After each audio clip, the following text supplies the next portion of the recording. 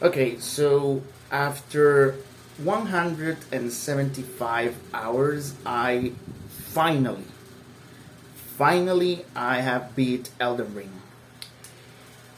And I want to talk about it because Elden Ring is, first of all, without a doubt, one of the best games that I have ever played in my entire life. And I haven't played like every single game there is out there, but I have played a lot of games.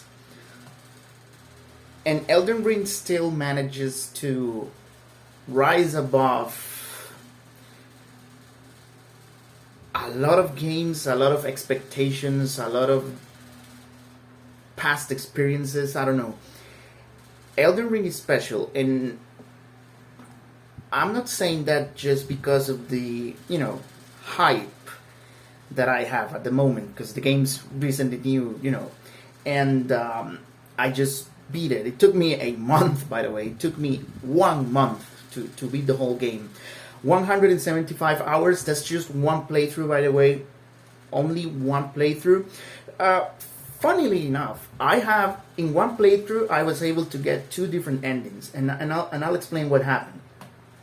So on the Okay, so I beat the game, I want to say 6 days ago, when I finally beat the Elden Beast. By the way, spoilers. When I finally beat the Elden Beast. And so what happened is that day, I woke up, I started playing.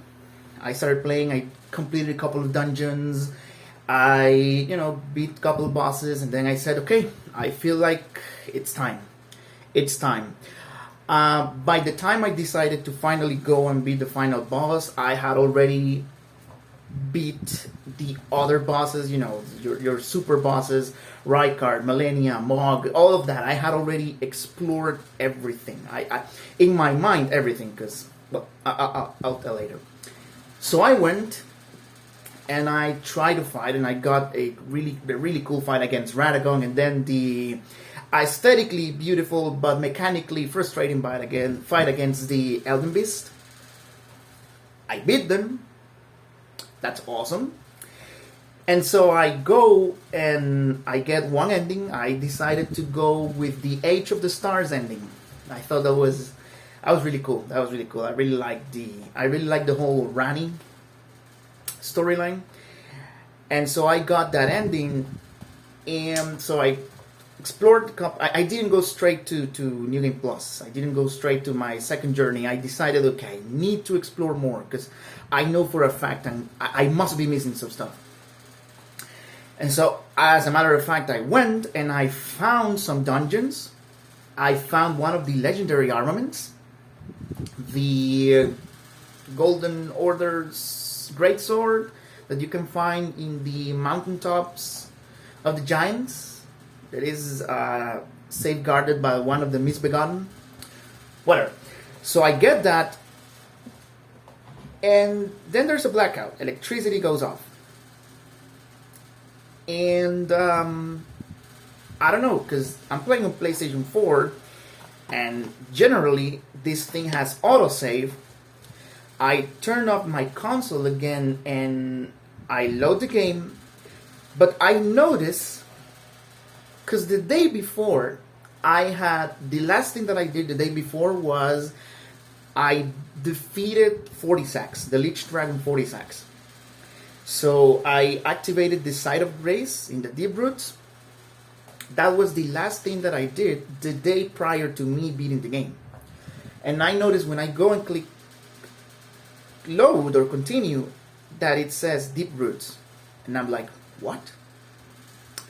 Guess what? For some reason, all the progress that I made that morning, it was gone. Completely gone. Which was initially a little frustrating. But then I was like, let's check for something. And I realized that while the in-game progress was gone, my PlayStation profile did save me achieving the Age of the Stars ending. So I was like, well, might as well just go, beat the game, and get the second ending. So that's what I did. I got the Elden Lord ending. I think that's the basic one, not the Golden Order or the Era of Dusk, or the one in which you fully complete the Dung Eater's questline. I got the vanilla ending, the Elden Lord ending. But for the purposes of PlayStation trophies, I think the endings that you want are Elden Lord, Age of the Stars, and the Lord of Frenzy.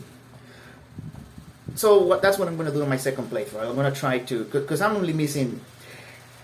When I say that I explored a lot, I explored a lot. Like, it took me 175 hours for a reason. I explored and I explored and I did as much as I could. I went through every single nook and cranny that I could find. I got all trophies except for 2.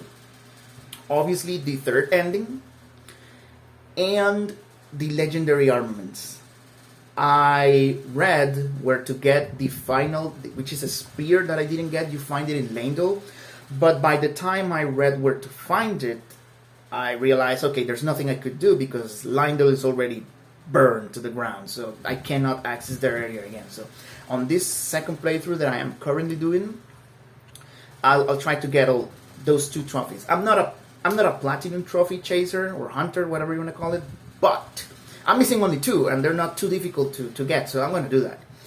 I'll definitely platinum this game. But yeah, I got all the Ashen Remains, I got all the legendary spells, I got all legendary talismans, I explored oh my god, this world is so big. By the way, I was blind for my whole experience. The only 2 trailers, the only 2 pieces of media that I consumed for Elden Ring prior to the game's release were the first original trailer that came out in 2019, if I'm not mistaken, and the second trailer that came out, I want to say, in 2021. It was released on one of the Game Awards. I don't know. I don't know where it was, but when they finally gave us confirmation, Elden Ring is coming on March 2022. And that's all I watched. I didn't play demos. I didn't watch lore speculations. I didn't watch gameplay videos. I didn't watch story trailers. I didn't watch anything else because I wanted to be as blind as possible. And I am so glad that I decided to do that because my experience with this game was incredible. Every single moment I had to stop because I needed to just soak in what was in front of my eyes. This world is amazing. This world is so creative. That moment when you die to the first boss, the very, very first boss, the Grafted Scion, and you are awakened in the Stranded Graveyard, I think that's how it's called, the first area where you wake up after being killed by the Grafted Scion. When you open the door and you go out, I literally had to stop for like at least 1 minute with my jaw completely dropped because I couldn't believe what my eyes were seeing. It was just breathtaking. That world, that huge tree of light in the center that you cannot ignore because it's there, it's ever present, which I think has it's obviously thematically in terms of story very important. Yeah, I was just dumbfounded. This game is the world's just, I don't know. And the fact that I was able to explore this without any sort of preconceived notion, without spoilers, without anything, amazing. In terms of design, I think that this game deserves an award just because it is complete. It didn't have any day one huge patches to fix issues. The game is, it's complete. What else do you want me to say? The game is complete. It's a full, complete video game with so much content, and I mean so much content. The fact that you can just go and explore, and you can find catacombs, you can find caves, you can find ruins, you can find forests, you can find woods, rivers, you can find entire underground cities. It's incredible. I love the music in this game. I feel like the ambience fit every single area very, very nicely. Uh, I can think of two very nice examples, the best examples in my opinion, sorry, Caled and Lindell. The music in Caled, it sounds. You can close your eyes, and just the music itself is going to tell you that this place is rotten, dried, and simply devastated. You can hear the decadence. You can just hear how decayed this place really is. And that's just the music. It sounds like huge. I don't know. It's just really, really good. It's just really, really, really good. And then there's the music in Lendl. The music in Lendl is fantastic because it works in two different ways. It works amazingly for when you first reach the area, and it also works incredibly well for when you finish Faru Mazula and Lendl is destroyed and burned and completely buried in ash. The music of Lendl completely conveys that idea of a stagnant kingdom bathed in the everlasting rays of the earth tree that is holding on to a false, long forgotten sense of grandeur. Lendl is just, for some reason, Lendl gives me this idea that it's a place that is struggling to accept that its former glory, it's gone. Like when you enter and you hear the announcers blowing the trumpets, like awaiting your arrival, which is interesting considering that your character is potentially the new Elden Lord, right? So it's like announcing the coming of the new Elden Lord. It's just, and the desolation. The only thing that you can find in Lendl are the announcers, a very few and scattered loyal knights still safeguarding the area, and the zombies in certain places, especially really close to the sewers, and a section of the capital which is burned to the ground and filled with piles of corpses. What happened here? Well, obviously this is the result of the shattering, right? The huge demigod war that happened after Queen Marika destroyed the Elden Ring. But let's not talk too much about story yet. In terms of graphics, the game looks amazing. That's all I'm gonna say about it. Actually, that's because there's nothing else I can say. In terms of world design, it looks amazing. In terms of just the aesthetics, the way it looks, it looks really cool, really fantastical. I don't know. Very nice. Now let's talk about the gameplay. Exploration. Now, in general, I don't really like, or I'm not really a huge fan of open world games because I always feel that open world games are, how do I put this? There is so much out there, but at the same time the world feels empty. For some reason, every time I play an open world game, and by the way, I haven't played a lot because, like I said, I'm not a huge fan of those types of games. But with Elden Ring, the game, this is ironic because in terms of lore, this is a world that is empty because there's not a lot of people left. It's completely desolated. There's a lot of death. But the world itself doesn't feel empty. You have all of this, like I said previously. You can look, you can stay, you can place yourself at in any point in the whole map, and you can turn your camera around. Any place that you look at, any position that you decide to lock your camera on, you're going to see something that is interesting, that you want to go there. One of the few reasons why it took me so long to complete this game is because I was like, what, 10 hours in, maybe 15 hours in, and I still hadn't like beaten the first boss, because whenever I would get stuck in a boss, I was just like, okay, you know what? I'm just gonna go and explore. And I would get lost every single time, because there is so much to discover, there is so much to see, so much to find. I know that I'm not alone in this reaction, because based on what I've seen after finishing the game, watching a couple of review videos, etc., I know I'm not the only one whose jaw dropped to the floor when they found that secret, well, not so secret elevator near the Mistwoods in Limgrave, and they ended up in the Siofra River. Siofra, how are you supposed to pronounce that? That was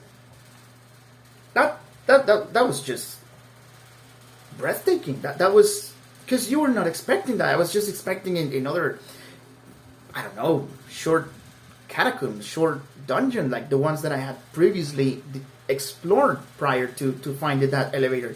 But no, I find this huge underground world waiting to be discovered. What's even greater is that I found Siofra, right? And so I explored Siofra, and I continued playing the game. I eventually found the Mogwing Mausoleum, and I beat Mog, etc. I did everything that there was to do in that particular area, Nokrom, etc.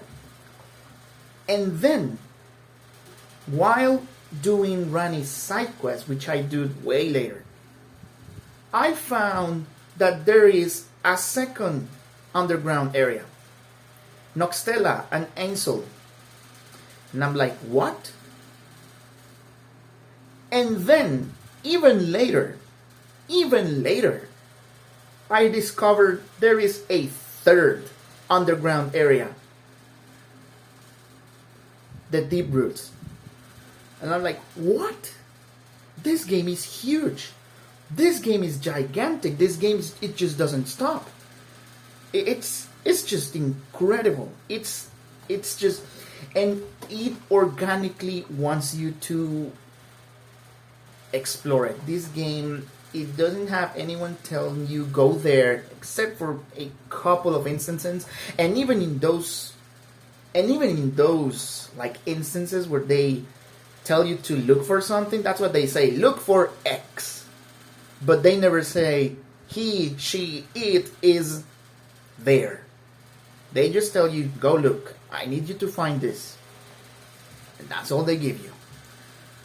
And you have to explore on your own, but it never gets boring, because every single place, it's amazing, because the bigger areas like Caelid, Limgrave, Liurnia, Gelmir, the Altus Plateau, and the mountaintops, these are like the 6 big areas in the game.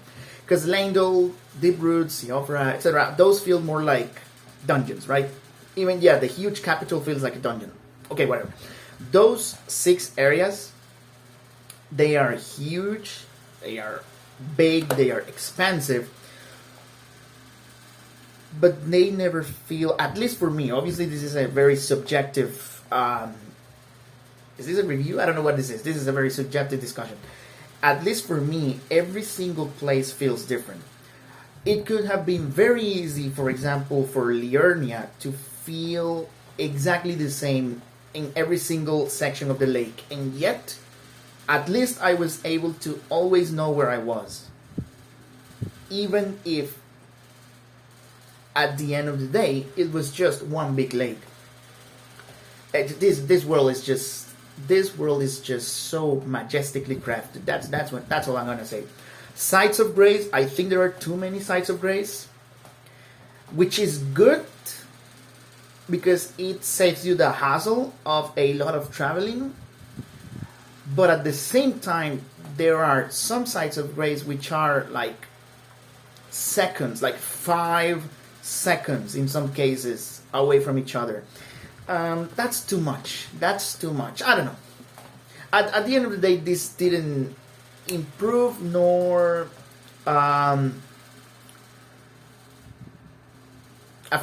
negatively affected my experience. But I feel that there were too much. There were too many sites of graces. Oh, I suppose it is optional. I suppose it is your prerogative to go and activate each one. So I guess not too much of a complaint there.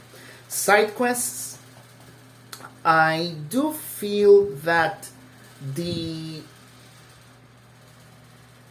general From Software philosophy towards side quest design is a little detrimental for this huge expansive world, because it is so easy to miss an entire side quest. Again, this game is huge. Even if you explore a lot, you're gonna miss stuff. As a matter of fact, after finally hitting the option to begin Journey 2, when I finally decided, you know what, I think I am done exploring this world. So that's when I finally decided, okay, now I can watch story videos, now I can watch review videos on YouTube, etc. Just by watching videos, I know that there are at the very least, 10 dungeons I didn't explore. And I know this based on the bosses that I saw these reviewers fighting against. I didn't fight against those bosses. To give you an example, I didn't fight, off the top of my head, I know that I didn't fight one of the Miranda flowers. And I know that I didn't fight the Virgin Maidens, the ones with spears and, with wheels and cleaves, I don't know how to call those. I know for a fact that I didn't have those boss fights. So I know, and I'm missing some weapons. I know that I'm missing some weapons. So I know that I am missing at least 10 dungeons. At least 10 dungeons. Maybe there are more. Yes, I know. I cannot claim that I did everything in this game. It is impossible. At least without a guide, it is impossible. Huge props, by the way, to From Software, because open world was the obvious evolution that they needed to have on their formula. And I think that for their first open world game, they made a flawless attempt. This is flawless. Is it perfect? No. But considering that this is their first open world game, truly open world, because if you think about it, at the end of the day, Dark Souls, Bloodborne, Sekiro, Demon Souls, those are not open worlds. Those are very well designed linear worlds, interconnected worlds, but they are not open. You're always going to find at some point or another a wall or a block, something that tells you you cannot go there. Not complaining, by the way. I actually like that design. I'm a huge fan of those games. But this is a truly wonderful open world that always gets your attention, that always has something to do. It reminds me of Fallout 3. Fallout 3, prior to this game, Fallout 3 was my favorite open world game, because Fallout 3, to me, that's how open worlds should be. A lot of things to do, interesting locales, and just, it should give the player a sense of you're going here or you're exploring this area because you want to, not because we're telling you to. And other than this game right here, Fallout 3 is the only game that has done that. So that to me is the highest praise I can give to Elden Ring. And the highest praise and props go to From Software and Miyazaki for what they did with this game. Torrent. I don't have much to say about Torrent, to be honest. I just feel. I'm not saying that he doesn't go fast. I just what I'm saying is that to me it never feels like I'm going fast. I don't know if it's something in the animation or whatever, but I am always left wanting that thing to go faster because it doesn't feel like it's going faster. I know it is. When I press circle, I know that he's going faster than his base speed, but it just doesn't feel fast. And that was the only annoyance that I found. To the point where, for the most part, I preferred walking instead of riding the horse. Okay, now let's talk about tools and crafting. This game gives you a lot of tools. This game gives you a lot of options. This is the game that gives the most choices to the player in order to tackle the content, and that is an amazing feat. You can have offensive tools like the bombs, like the perfumes. You can have defensive tools like the bombs and the perfumes. You have buffers, you have debuffers, you have cures, you have medicines, you have knives, you have there is so many tools. The summons. I am not an elitist, by the way. I am never going to condemn anyone for playing the game the way that they want to play it. So the summons, I believe, were a great addition. Because, for example, I don't pay for PlayStation Plus, and the reason why is, in general, I don't like to play online, but also I don't feel like the games that they offer every single month are interesting to me. Like, from the perspective of value and the product, I know that PlayStation Plus is a great deal. Don't get me wrong. I'm not saying that. It's just that to me, I don't find value in it because of my taste in games. So whenever the couple of times that I paid a year of a subscription for PlayStation Plus, most of the time I didn't download the games because I was like, that's not something I'm interested in. So that's why I don't pay. So I didn't have access to PvP, I didn't have access to PvE, to co-op.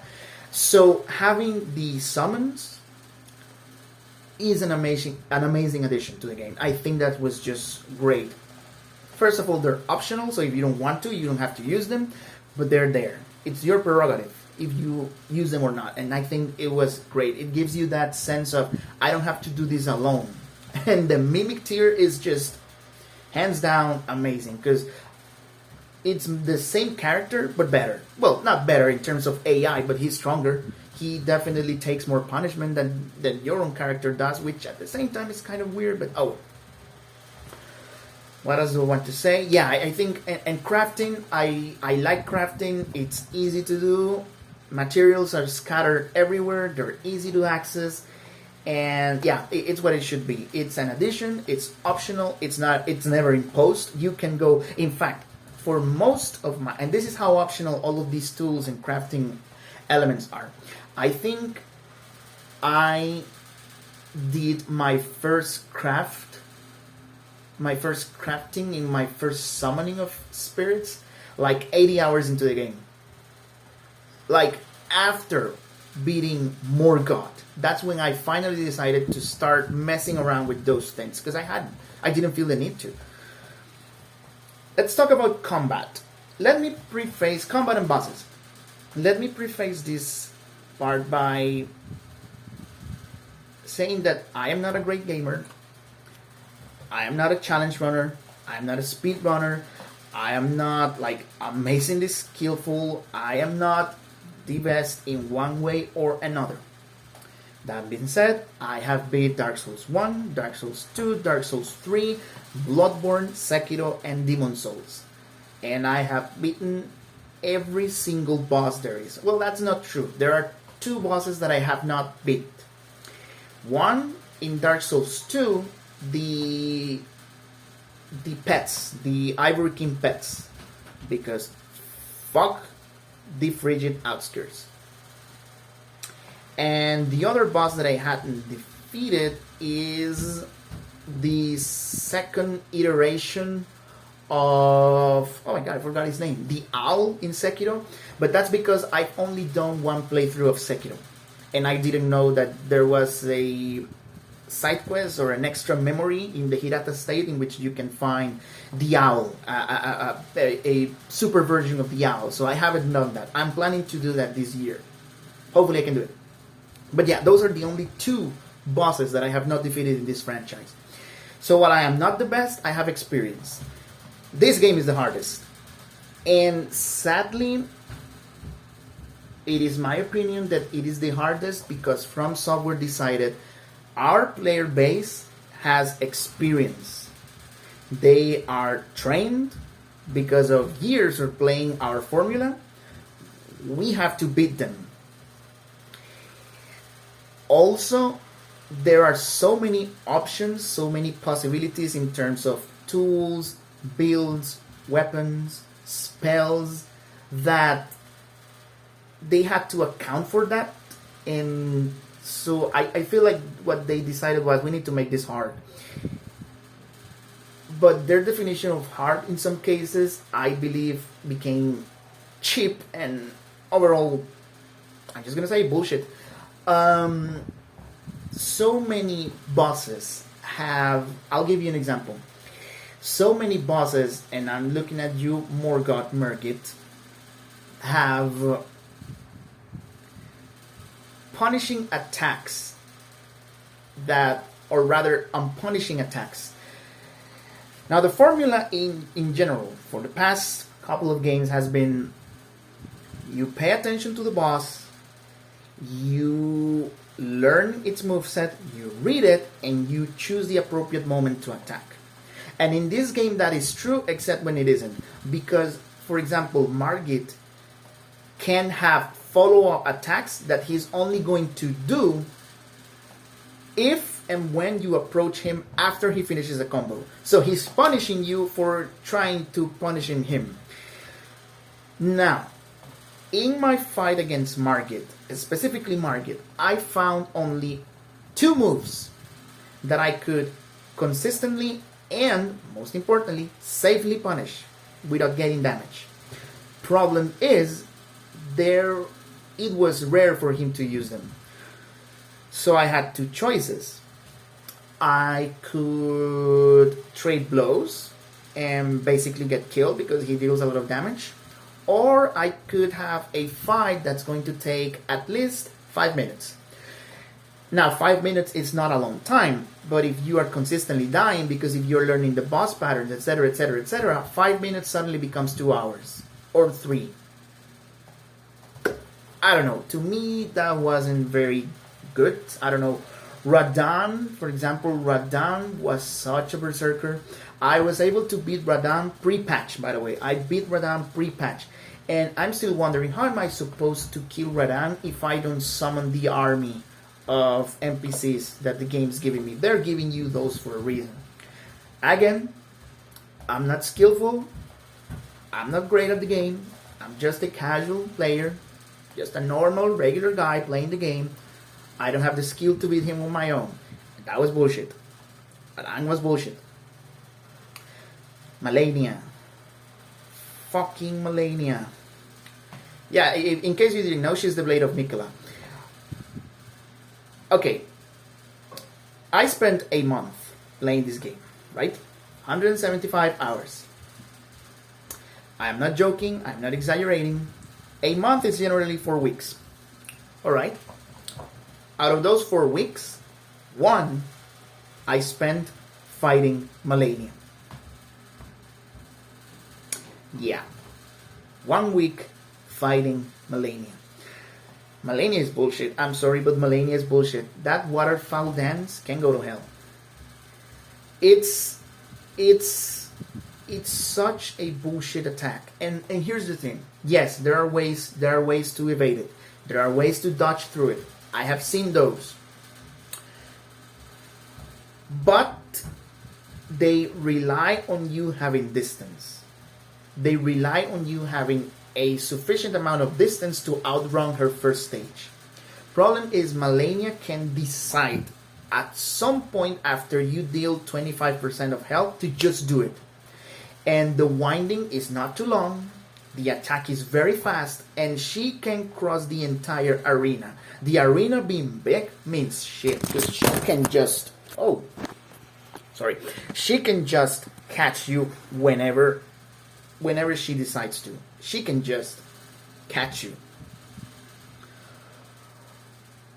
So here's the only reason why I was able to beat Malenia. And I am not ashamed to admit this. It took me a week to beat Malenia. No, it's not because I'm good. If I ever fight her again, it's probably going to take me another week. The only reason why I was able to beat Malenia was, number one, because my Mimic and I were able to destroy her first phase. We were able to stun lock her and eat at her HP very, very quickly. And secondly, because she didn't use the waterfowl dance on the second phase. The only reason why I defeated Malenia is because I had the luckiest RNG possible in which she didn't use the waterfowl dance. Because to me, the waterfowl dance was insta-death. She heals also. No, Malenia is bullshit. I'm sorry, Malenia is bullshit. I don't care what anyone says. Yes, maybe get good, whatever. Malenia is bullshit. That being said, really cool boss, really cool design, really. I have another example: the gargoyles, the Valiant gargoyles. Those took me like 2 days. Okay, so you have this big arena, but they have this poisonous breath that, first of all, is faster than you and can cross to the other side of the arena. The reason why I died so much to those bosses was because of that poisonous breath. It can reach you whenever, wherever. It's bullshit. But I did it. And there are many other examples like that. Examples of just bullshit. I don't know. Maybe I'm being too harsh. Maybe I'm being salty. Maybe I need to get good, which I disagree with that mentality, but okay. I don't know. But overall, I think that the game is very cool. The combat was nice. The combat, again, it gave you many options. You have so many weapons, so many tools, spells. I really want... By the way, my build was initially a strength-based build.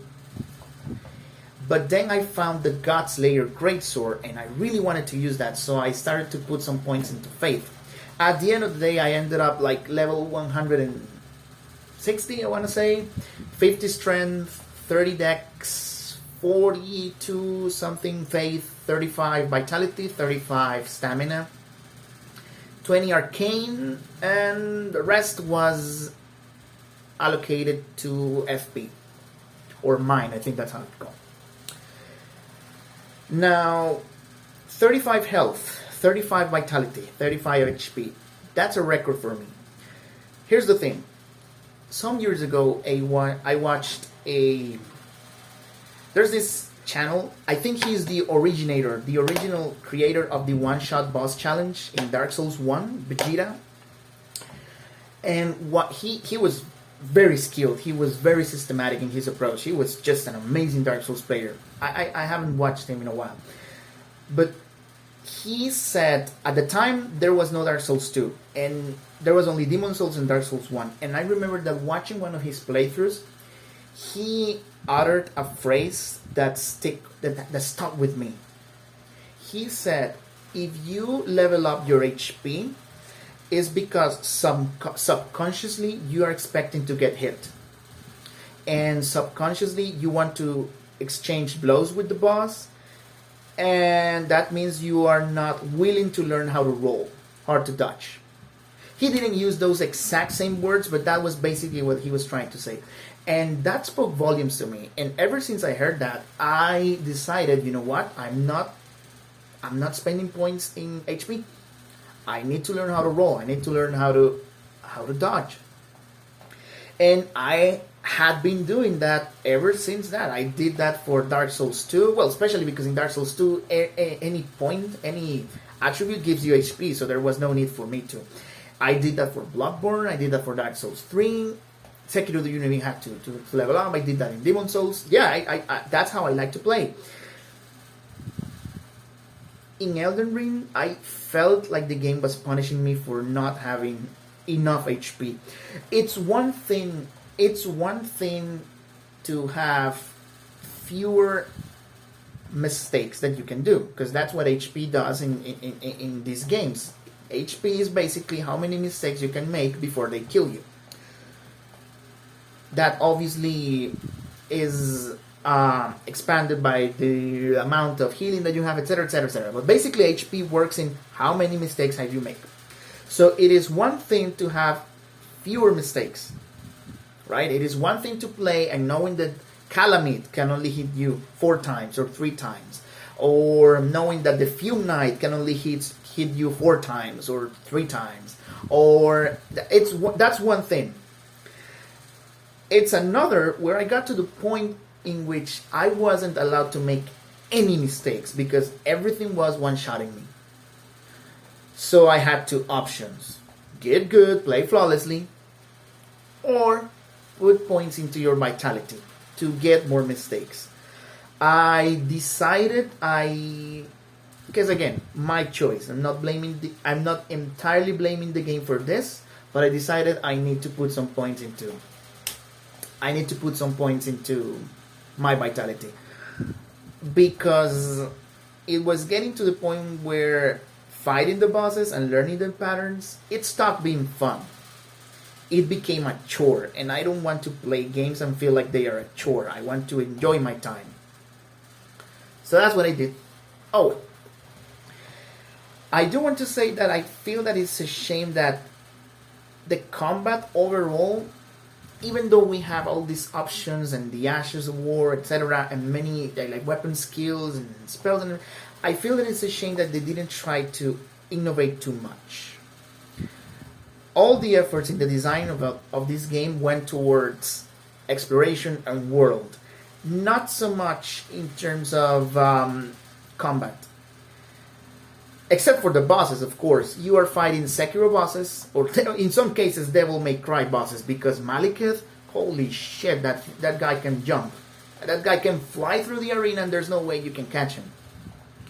And if you approach him, he can choose to make an AoE explosion. So, again, they punish you for trying to punish them. So I'm fighting a Devil May Cry boss with the moveset of a Dark Souls game.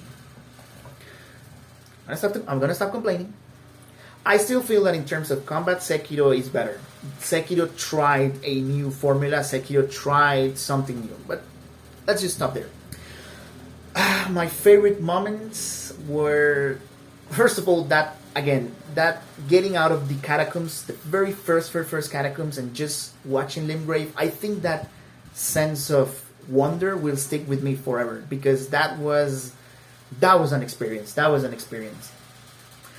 Bosses against Malenia, for all the struggle, all my complaints, or all my grudges with that fight, it was definitely one of my favorite moments, because when I finally beat her, I'm not lying, I wasn't able to speak for a couple of hours because I screamed so loud. I shouted so loud. My throat hurt for a couple of hours. Had to teach that day. And what else? Discovering the underground areas. That was just amazing. Alright, let's talk about the story. Now, I am not Vadi or any of those huge lore analysis channels, but I have a couple of ideas here and there. First, let's talk about each of the places. Limgrave. Limgrave acts as a very great introductory area because it gives you all the elements that are going to be expanded throughout the game.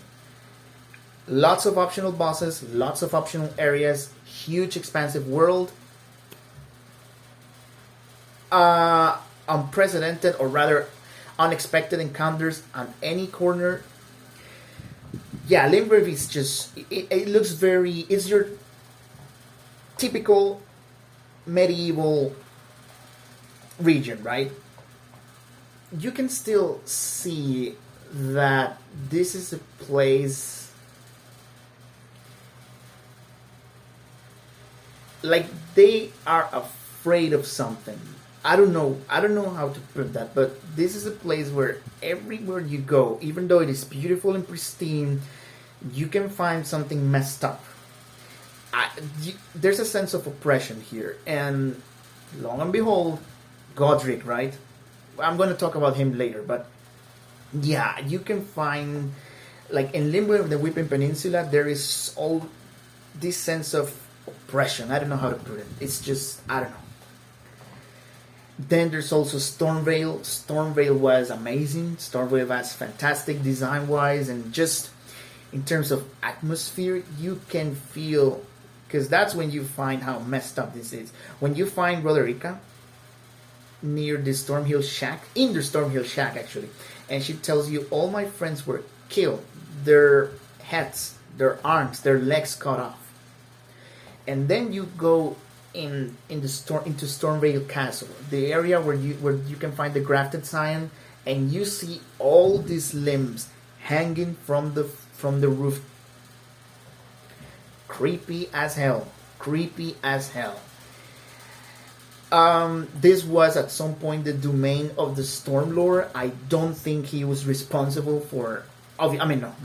Obviously, he's not responsible for the oppression here. All this sense of oppression came with Godric, or with the Golden Lineage, right? Liurnia. Liurnia is definitely my favorite area in this game. Just beautiful. You can see that Liurnia is... It's funny because it's just after Limgrave, and you can see how foreign it is to Limgrave. You can find lots of churches for different purposes. There is this adoration of the moon and the stars. By the way, I really love that the sorcery in this game is related to stars and the cosmos and astrology. Your initial sorcerer can be called an astronomer, an astrologist. I don't know. I really like that. For some reason that I like that. I don't know. You can feel that this place is foreign to the rest. And lo and behold, Marika tried to invade Liurnia twice. And the only reason they were able to, not even subjugate or subdue, the only reason they were able to make amends with Liurnia is because of the initial union between Renala and Radagon. But we're going to talk about more of that later. Liurnia is just beautiful. I loved it. Caelid, like I said, Caelid is just devastated. Caelid is rotten. Caelid is dried. Caelid is decayed. Caelid is just... It's sad because there are so many places in which you get the hints that this was a beautiful place. That this was a beautiful region, lush with life, with forests. There's this area near the Dragon Barrow, I want to say, where you find this small pond or lake where you can find some dragons. And also there is a Groveside cave in Caelid where you can see a lot of nature. That gives you the indication that the Caelid Wilds where at some point before the bloom of the scarlet flower, it was just as beautiful, maybe even more beautiful than Liurnia or Limgrave. And that's a shame. That's a shame. Then you have Altus. All I'm going to say about Altus is that I really loved that the proximity to the Earth Tree made the skies golden. It was just like symbolically a show of how the Golden Order and Marika and Radagon, all that, they have a hold on this land. That their power, you can see their power in the sky. Like even if you wanted to revolt against them, you have this constant reminder that they control everything, even the sky. I don't know. It was great. Leyndell, I think I mentioned all I had to say about Leyndell in the in my exploration with the music. The the other thing that I want to add about Landel is that the sewers, that's messed up because that's when you find most of the omen, and you learn that the omen, first of all, that they are considered just garbage and trash, and if they are born of common folk, they are tortured and they cut their horns and they are used as slaves and brutes of war. If they are regal, they get to keep their horns and a lifetime of enslavement and captivity inside the sewers. That's messed up because it gives you the contrast. On the outside, this beautiful, pristine capital, right? On the inside, rotten, dark. And I feel that that shows, in a way, how the gods and the demigods are in this world, right? Beautiful on the outside, rotten on the inside. I don't have much to say about the mountaintops. To be honest, I don't have much to say about the mountaintops. Mount Gilmere. Mount Gilmere is very impressive in the sense that you can feel that Caelid is rotten, but Mount Gilmere is just, Caelid is rotten by an outside factor, right? The rot of the scarlet flower. But Gilmere is devastated because of Rykard and the Volcano Manor, and you can find just so many disgusting scenes in Mount Gilmere, like a lot of torture. The first thing, at least in my experience, the way that I entered Gilmere, the first thing that I saw was these huge lines and lines of crucified trolls, completely dismembered, upside down, by the way. It was a sight to behold. And then you learn that Rykard, again, I want to talk about Rykard later, but yeah, Mount Gilmere reflects how Rykard is, a messed up individual, and his influence has completely made Mount Gilmere a disgusting place. Farum Azula, I like that this place feels ancient, and this place is just falling apart. I mean, it is called Crumbling Farum Azula, right? So when I finally realized that all those pieces of ruin and edifices that you can find, that you can find throughout the world are from Farum Azula, that was like, oh my god, this is so amazing. Something that I like from Farum Azula is that this place is so ancient. There are no stakes of Marika. Even in Siofra and Ainsel and the Deep Roots, you can find stakes of Marika. You cannot find a single stake of Marika in Farum Azula.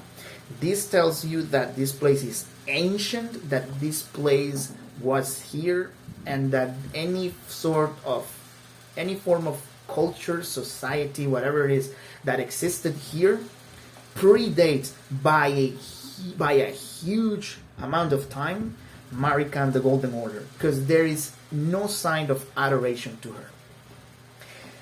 Makes you wonder who decided to destroy this place, right? And then there's the Earth Tree. I know that the Earth Tree is not a place, but it's just this constant reminder, right? To me, it was breathtaking that no matter where I was, I could always see the Earth Tree. Thematically, a reminder that no matter where you are, no matter who you are, Marika and her Golden Order is always going to be over you, right? They're always going to be watching you. They're always going to control you. That was great. That was great. It was also beautiful to behold every single time, even in Caelid. And I love that, especially in Altus, you can see these golden leaves in the air. I don't know, that was a nice touch. I love the Earth Tree, by the way. The concept of this huge, gigantic, epic tree of light over the whole world, amazing. Let's talk about the characters. I'm going to start talking about Margit Morgoth. I think he's my favorite character in this game, at least in terms of voice acting, definitely my favorite.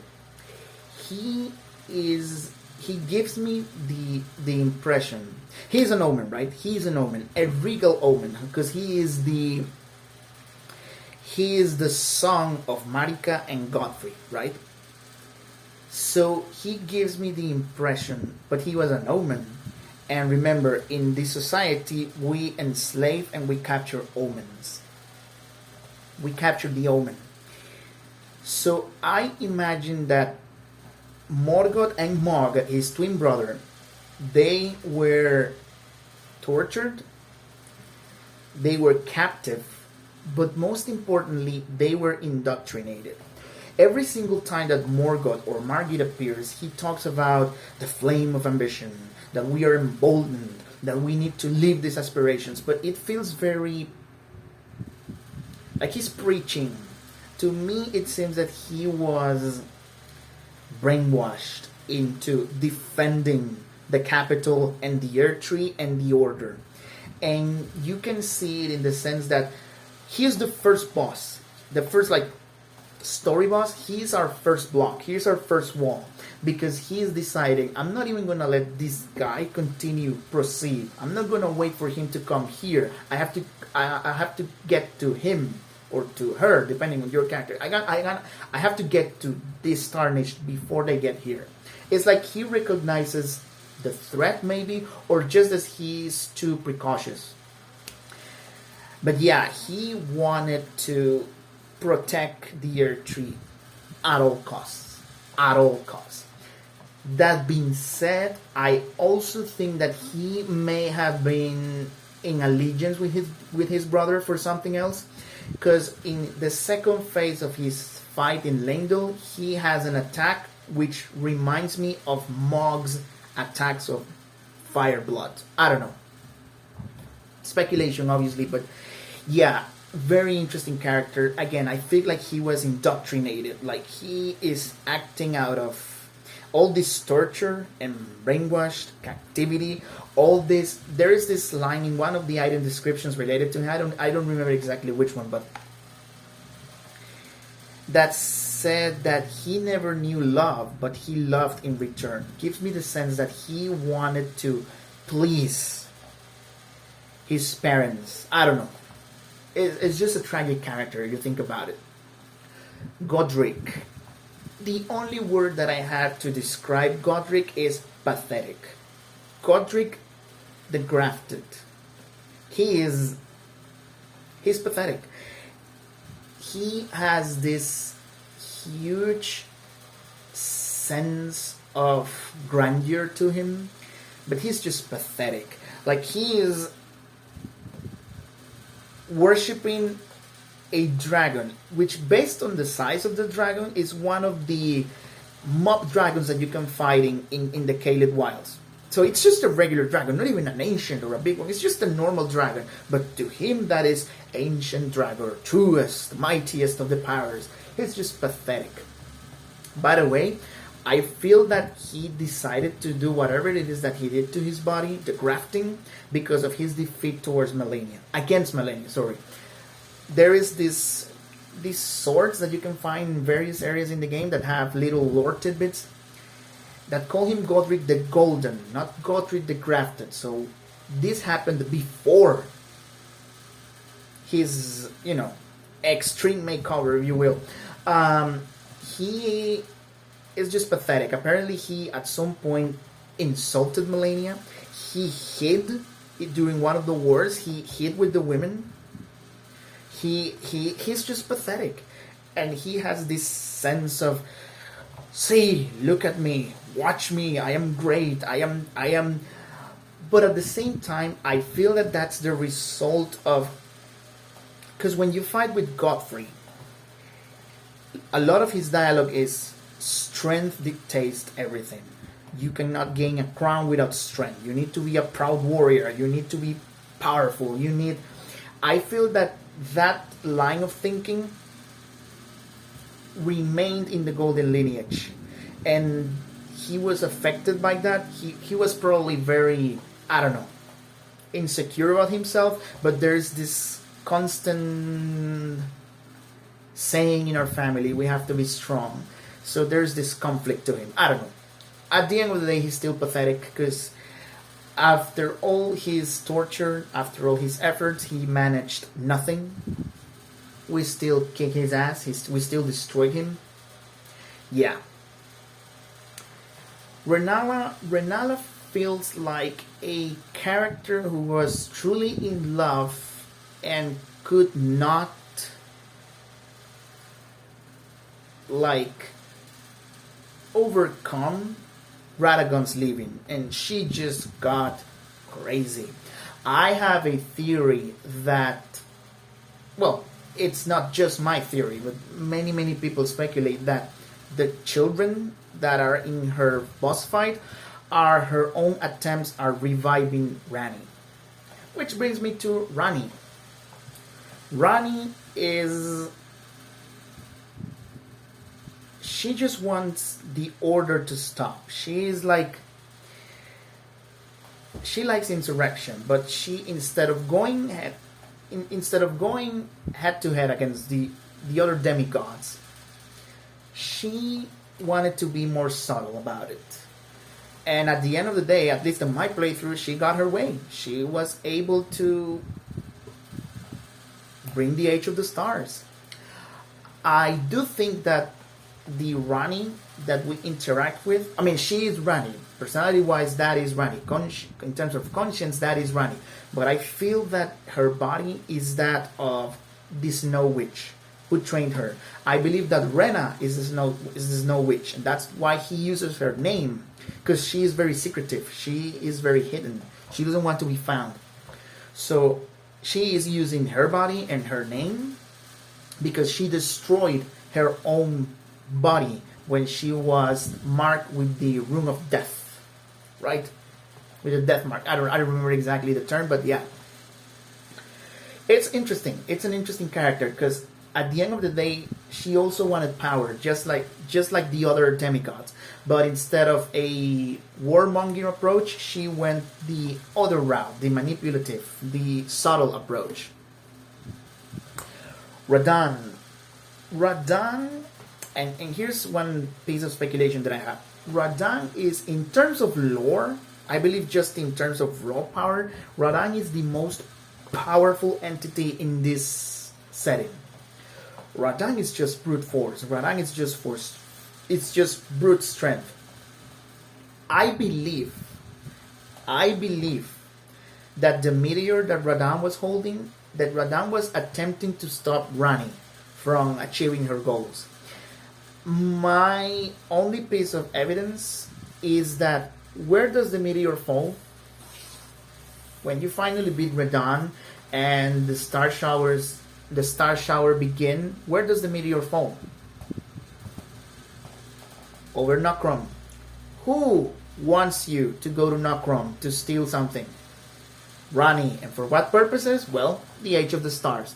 So I feel that at some point Radahn got a hold of whatever it is that she wanted to do and tried to stop her. In fact, considering that Rani is the Witch of the Stars and that she has power over magic and the cosmos and the moon, probably that meteor was hers. And he stopped it. I also believe then that she had something to do between the war between Radahn and Malenia. But that's just me overthinking. I don't know. But yeah, Radahn, I think it's great that he fell as a warrior. I think it's amazing that he fell as a general, that they decided to honor him and to give him a death worthy of the general, the warrior that he was. That was interesting. Rykard is messed up. That's what I'm going to say about him. Rykard is messed up. Rykard is just, oh my god, that dude is creepy. That props to the voice actor, by the way, because that is one of the funniest voice acting I've ever heard. So yeah, that's great. But yeah, Rykard, and obviously he was in cahoots with his sister Rani, because you can find that he had a piece of the blade, right, of the Rune of Death, or some, I don't exactly remember. It's a piece that allows you to stop the curse of Malekith's Black Blade, right? So Rykard, he was definitely on the side of Rani. Now I do believe that he then went astray. When she failed, he went on with his own business, but he is messed up. He is messed up. Like, he willingly allowed himself to be devoured so that he could devour who knows how many people, warriors.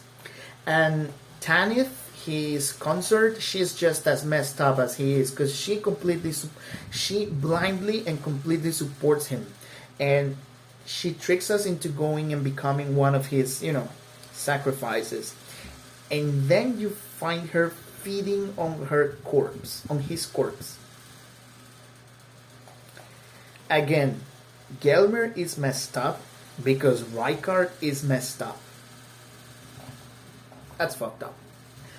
Mog. I want to talk about Mog, the Lord of Blood.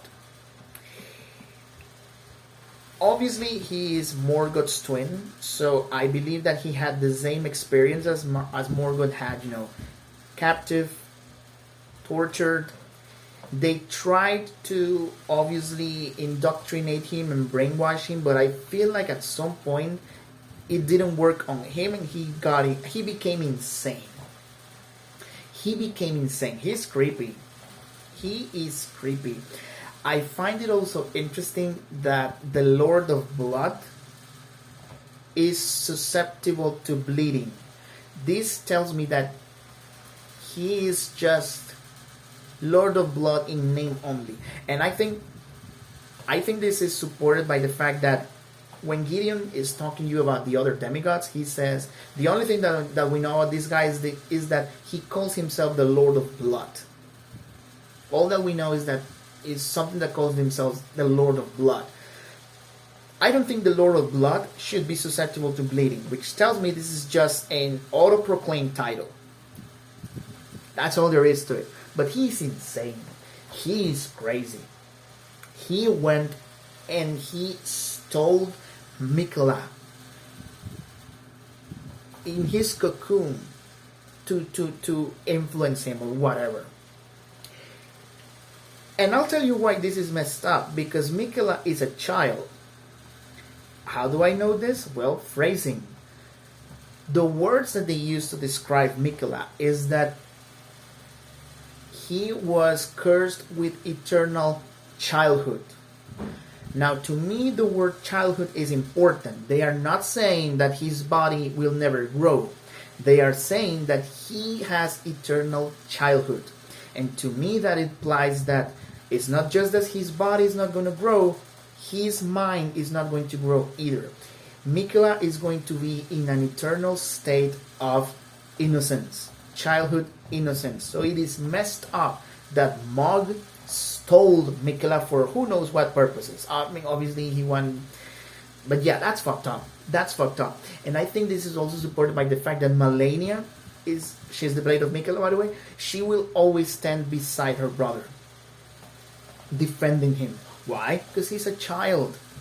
He is a child. Again, the game says, the phrasing, the words used are eternal childhood, not a non-growing body.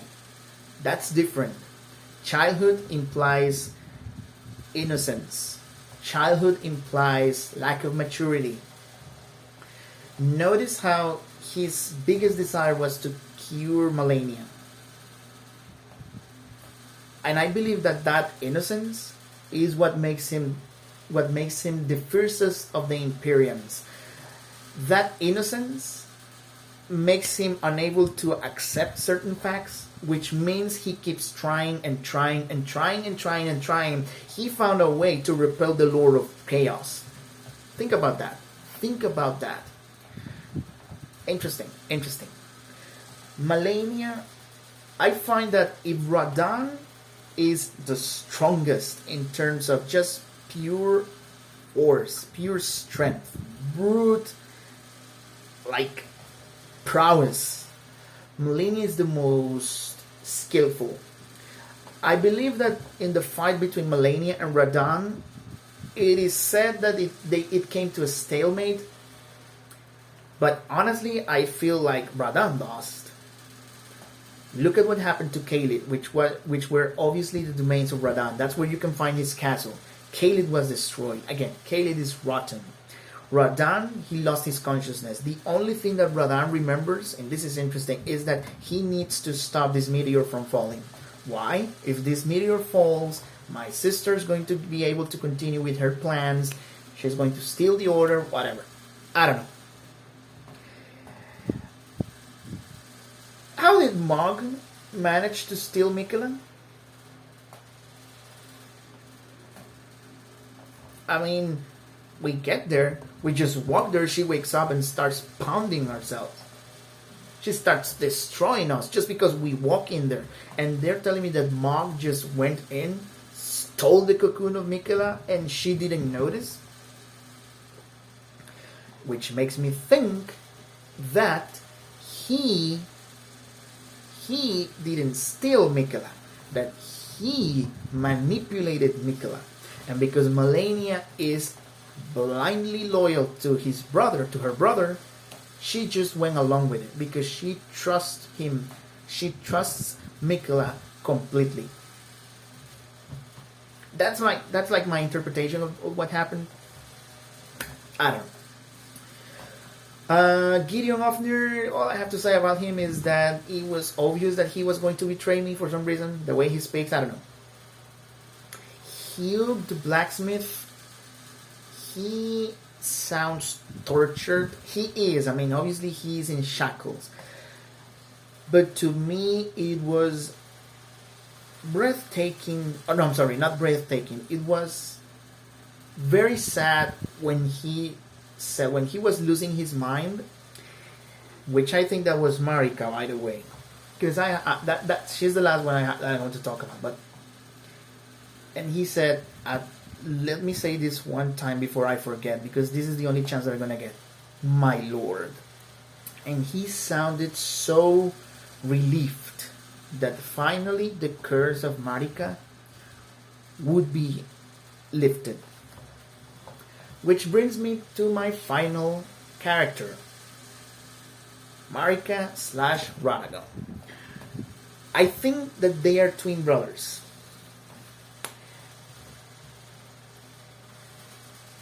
As we can see, these demigods, they often come in pairs, in twins.